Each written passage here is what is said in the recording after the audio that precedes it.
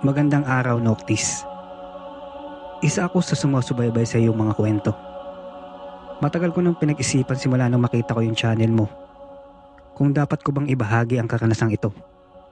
Dahil hanggang ngayon, sa tuwing maaalala ko ang mukha niya, ay tila ba nanunuyo pa rin ang aking lalamunan sa takot. Hindi ito hiram na kwento. Ito ay nangyari sa akin noon na nasa huling taon ako ng kolehiyo, dito sa aming probinsya, sa Visayas. Tawagin niyo na lang akong si Mark. Ang kwentong ito ay tungkol sa isang kaibigan ko. Oo, akala ko isang kaibigan. Second semester noon nung pumasok sa amin si Ana. Napakatahimik niya. Maputi, maputla, at laging nakatungo.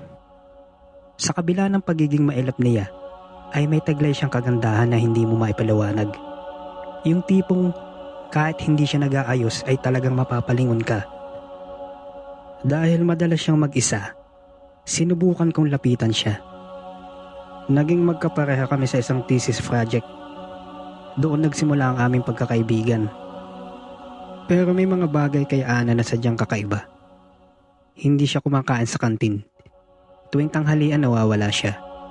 Kapag tinatanong ko naman, ang lagi niyang sagot ay busog pa siya. O kaya'y masama ang kanyang sikmura. At ang amoy niya, amoy siyang tuyong dahon na hinaluan ng malansang amoy na hindi ko matukoy. Akala ko noon baka gumagamit lang siya ng kakaibang herbal medicine kasi palagi siyang may sakit. Isang gabi, nag-overtime kami sa library para sa aming project. Gabi na noon, mag-aalas 8 na. Habang naglalakad kami palabas ng gate, napansin kong balisa si Ana. Panay ang tingin niya sa langit.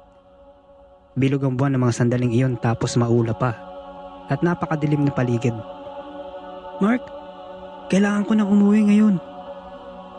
Sabi ni Ana na ang boses niya ay nanginginig na para bang kinakabahan na ewan ko.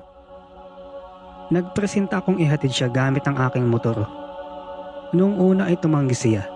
Pero dahil madilim na at malayo ang kanilang baryo, ay pumayag na rin siya. Habang nakasakay siya sa likod ko, naramdaman ko na kakaibang lamig na ang kanyang balat. Para siyang bangkay na hindi naglalakad.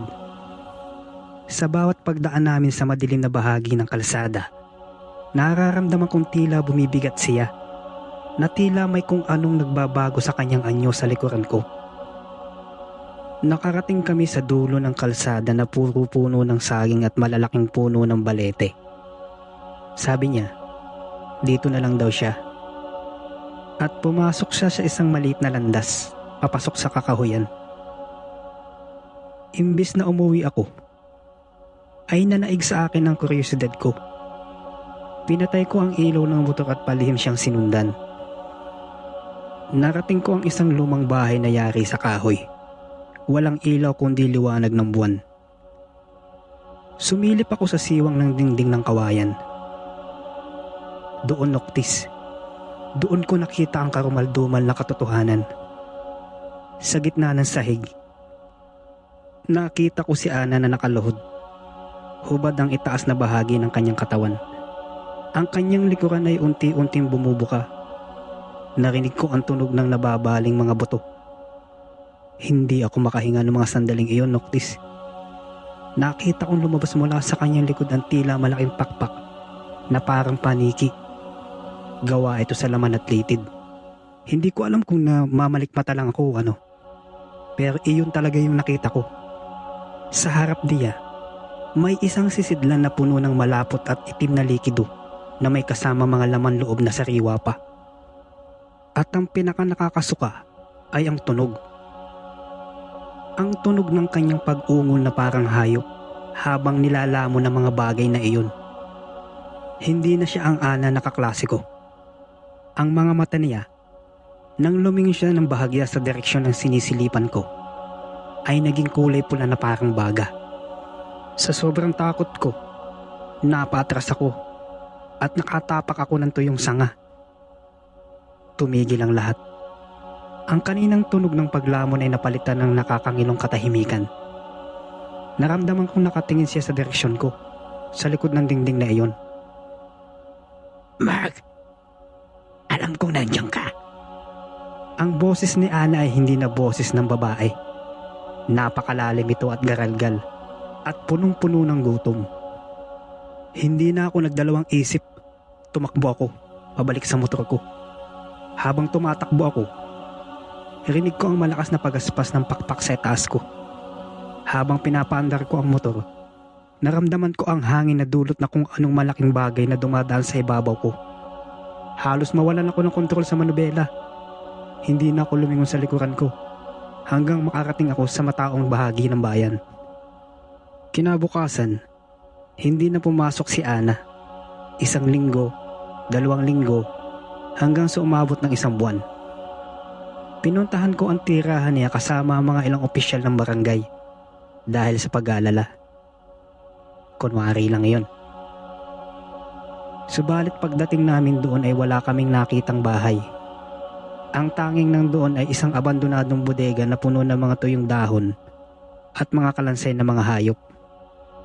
May aso, pusa at mga manok.